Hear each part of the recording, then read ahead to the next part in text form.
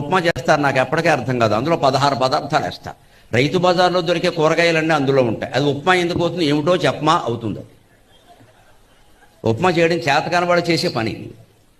ఉప్మా అంటే కేవలం గోధుమ రవ్వ ఏదో ఆ ఉండేది ఏదో అదే ఉండాలి. ఇవన్నీ ఎందుకుంటాయి? తాళింపై పోపై కావాలంటే 2 జీడిపప్పులే, వేరుశెనగ గుళ్ళు తుపాకు గుళ్ళు వేస్తారేటండి.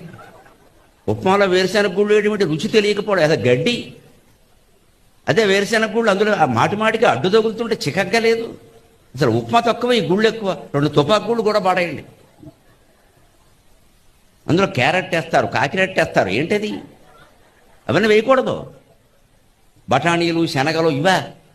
అది ఉప్మాయా? ఒక రకంగా ఎందుకు చేస్తారంటే అది రుచి పాడైంది. ఆ పాడైంది ఎదుటివాడికి తెలవద్దు, అందుకని ఇవన్నీ కలిపి మొత్తం కలిపిస్తూ ఉంటే ఉంటాడు, పోతే పోతాడు.